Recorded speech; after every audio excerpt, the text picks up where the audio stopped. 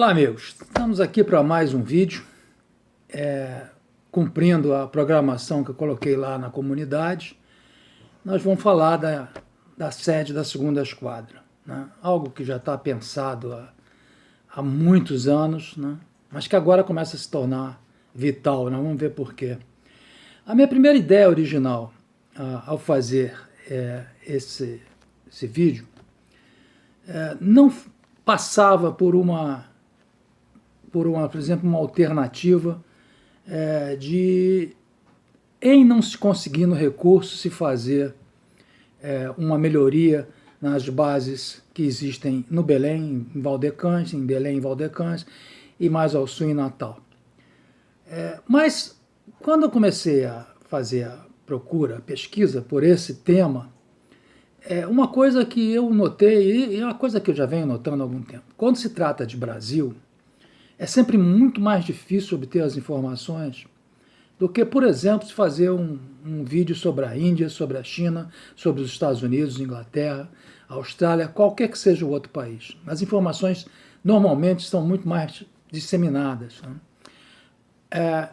Não se encontra muita coisa sobre essa decisão da segunda esquadra, que foi, vamos dizer assim, sacramentada na Estratégia Nacional de Defesa, quando ela foi publicada em 2007, quando se preconizava a necessidade de se deslocar recursos do leste para o nordeste, para o norte e nordeste, onde, no caso específico, por exemplo, que vamos falar aqui da Marinha, a situação é bem precária, né?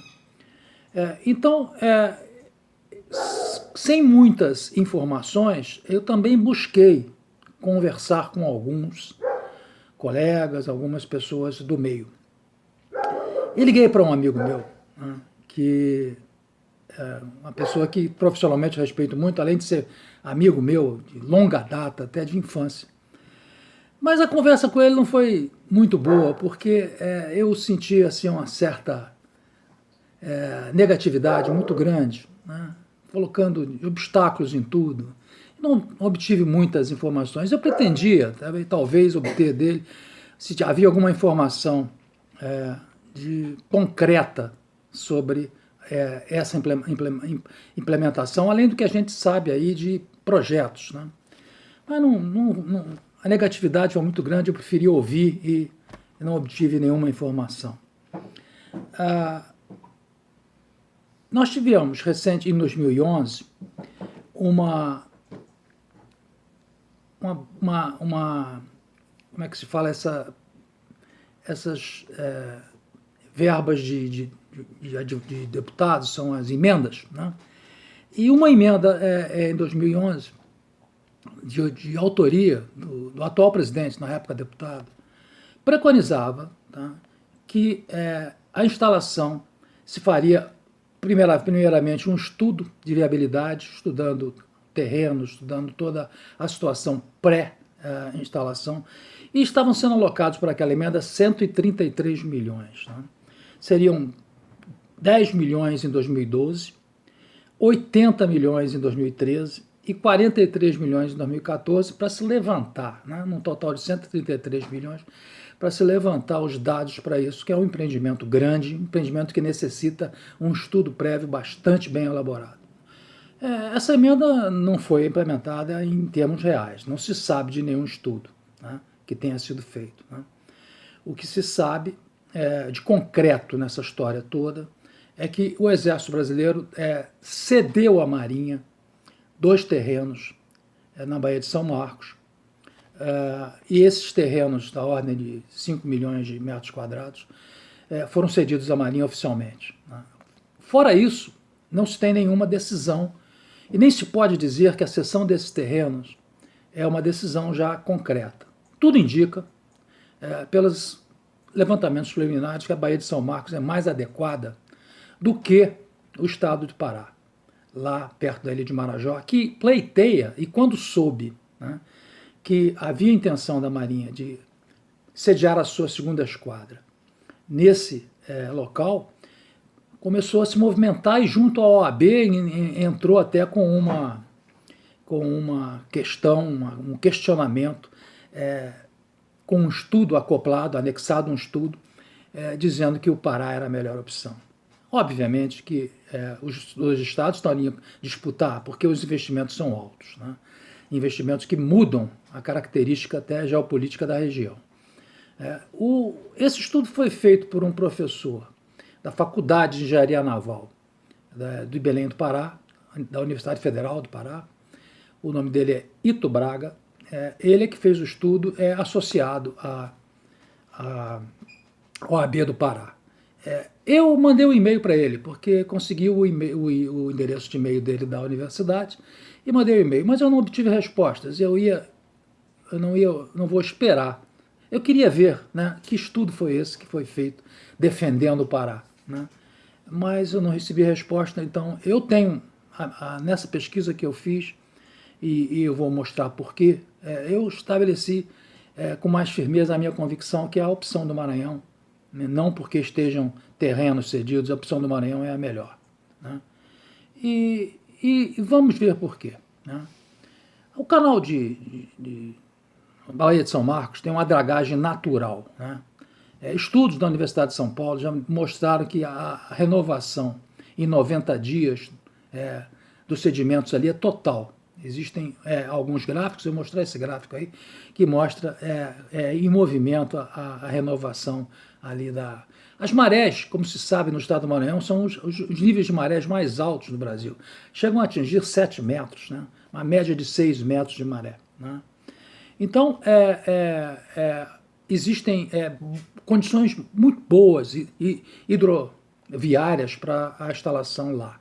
É lógico que esse estudo que foi previsto nessa emenda é importante e tem que ser feito, né? Porque é através de um estudo desse que você verifica todas as dificuldades e as possíveis e levanta problemas para a instalação que você tem que se preparar para isso, né? Muito bem. O que é de tão importante, né? Porque existem duas opções quando você vai instalar uma base como essa, né? Ou você instala, porque efetivamente o estado do Maranhão não tem uma indústria preparada para receber essa base. Isso é patente, não tem. O estado do Pará tem uma infraestrutura um pouco melhor, né? Porque lá tem a base de Valdecães, onde são reparados os navios fluviais. Existe na base de Valdecães um dique de 40 mil toneladas já, né? Além de diques flutuantes, que permite navios até 225 metros. A infraestrutura naval lá é melhor. Mas uma das características que para você instalar um empreendimento como esse, você tem duas opções. Ou você instala o empreendimento com a capacidade total e coloca, né, no seu projeto você preparar essa base para você ter ela atuando integralmente com todos os recursos, sem necessidade de recursos externos, ou você tem uma segunda opção, que você não... E nessa primeira opção você vai certamente, no estado do Maranhão, ter uma base com capacidade ociosa muito grande. Ou então você prepara essa base, né, com uma capacidade mínima e fomenta a indústria, né, e o comércio, atraindo para a região, porque no momento em que a esquadra colocar lá, né, a marinha colocar lá uma esquadra com navios modernos, com navios com tecnologia avançada, você vai atrair naturalmente as indústrias que estão no leste para lá, né? Vão montar suas filiais lá. E se você, no seu planejamento, ainda prevê um fomento através do governo do estado, através de órgãos como o Senai, etc., você provê um fomento de indústria, tiver uma verba relativamente boa para isso, né? Para fomentar, atrair indústrias para lá, você está fazendo um segundo movimento, que é o movimento de desenvolvimento local, né? Então, eu acho o estado do Maranhão mais adequado. Está, em termos de distância marítima da foz do Amazonas, a cerca de 500 quilômetros. Isso um dia de viagem em viagem de cruzeiro, né? E a gente sabe que a importância de instalação de uma força naval naquela região é muito grande, ainda mais no momento atual. Né? O historiador, eu vou ler aqui um trecho de um estudo de um historiador, o Francisco Carlos Teixeira da Silva, que ele diz o seguinte: o modelo de ação britânica na Guerra das Malvinas, em 1982, é, muito possivelmente, a forma padrão como agiria uma força-tarefa estrangeira, de um ou mais países. E ele continua: uma agressão de tal tipo combinaria o poder naval e aéreo numa ação de apropriação de espaço aeronaval brasileiro, anulação das contramedidas brasileiras e, por fim, uma operação anfíbia de desembarque. A área entre a Foz do Oiapoque, no Amapá, e a Baía de São Marcos, no Maranhão, é muito possivelmente a área mais frágil, a janela de oportunidade para uma força agressora estrangeira contra o país. Então vemos agora com essas pressões que a gente tem contra a Amazônia, né? Muitas vozes se levantando que a gente tem que está na hora de mostrar, entende, a essas nações que têm cobiça na Amazônia, que nós estamos preparados e prontos. Essa é a hora, né, de se instalar, né, uma base naquela região. Né? Esse é um desejo antigo da Marinha, mas está sempre nos escaninhos. Né? É hora de se colocar isso em prática. Né? Eu, quando a primeira busca que eu tentei fazer foi uma estimativa de custo. Não é muito fácil isso, é preciso esse estudo preliminar, que de 133 milhões que foi orçado, para que você tenha realmente uma quantidade de recursos necessários para a instalação dessa base. Né? Sem contar os recursos, eu estou falando dos recursos da frota que vai ser instalada lá, que é toda uma frota nova para servir de segunda esquadra. Né? Nós vamos falar sobre isso, vamos falar sobre o que está na Estratégia Nacional de Defesa, no plano da Marinha, aliás, para essa frota. Né? Muito bem. Então, eu acho, né, a grosso modo, né, informações que eu andei pesquisando, que algo em torno de 3 bilhões seria investido para a instalação dessa base. Na modalidade de você instalar uma base não com capacidade total, mas investindo dinheiro para atrair, né, recursos industriais para aquela região, né, e fomentando, assim, a economia do estado do Maranhão. Né. Muito bem. A alternativa de você, em função de falta de verba, ficar deixando isso para as calendas, não fazer isso, seria, como eu disse no início, você reforçar a base de Valdecães e a base de Natal. Né. A base de Valdecães tem um pouco mais de recursos, a base de Natal tem apenas um dique flutuante de 20 mil toneladas, e a última alternativa seria Aratu, que é muito longe. Né? Natal está a cerca de 600 milhas e a Foz ali, Belém, está a cerca de 500. Né? Um pouco mais longe Natal do que Belém. Né? Agora vamos ver, a Marinha, eu vou botar essa figurinha aí, previu, né, essa quantidade de 21 navios que está aí para essa frota da... Eu estranho um pouquinho. Primeiro, ela previu um porta-aviões. Né?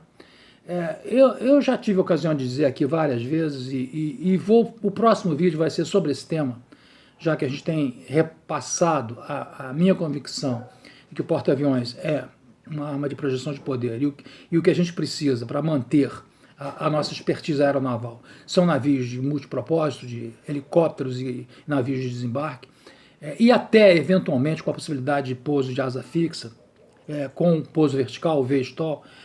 Eu vou no próximo vídeo falar especificamente sobre porta-aviões grandes. Né? Mas então a Marinha previu essa relação que está aí com o porta-aviões, e estranho a quantidade de escolta aí. Eu não sei, essa lista me parece capenga, porque a escolta deveria ter pelo menos uns 12 ali. Né? Os outros navios eu não tenho restrições nenhuma, é o que está aí. Né? E inclusive um navio de socorro submarino para apoio, né, dos submarinos que saem da base lá de Itaguaí. Né? Então, eu só tenho restrições contra o porta-aviões, que eu preferiria um navio de multipropósito, e uma quantidade maior de escolta ali. Né? Mas então, esses são os navios que estão previstos, 21 navios tecnologicamente que vão exigir muito da indústria e comércio da região. É por isso que é importante que nesse projeto esteja uma considerável parte de investimento para fomentar a indústria do Maranhão, né? Muito bem. Vamos ver, como esse é um assunto longo e eu fiz esse roteirinho aqui, então eu estou esquecendo alguma coisa aqui. Muito bem, capacidade industrial do Maranhão, a implementação, dragagem, muito bem. Então essa realmente é mais ou menos tudo que eu tinha que falar sobre isso, né? Para se manter dentro de um vídeo, dentro dos padrões de tamanho, que são eficazes aqui no YouTube, né?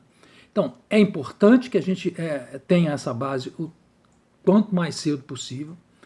A implementação de uma base dessa não leva menos do que 5 anos. Ao mesmo tempo, né, os processos de aquisição e construção de navios na Marinha são demorados, né? Então, você vê, para você implantar essa base com equipamentos, nós vamos ter alguns tempos pela frente e temos com as ameaças frequentes, ameaças aí que estão surgindo, né? Então, a outra discussão que se pode levar ainda em cima desse assunto é o local, se o local é São Luís ou Pará, no Marajó. Eu acho que o Maranhão tem melhores condições, inclusive porque vai fomentar uma região que precisa ser fomentada, né? Já em Valdecã já existe, né, uma estrutura melhor, né? Eu reafirmei nessa pesquisa de que Maranhão é a melhor. E nós já temos lá, pelo menos, os terrenos escolhidos e cedidos à Marinha, né?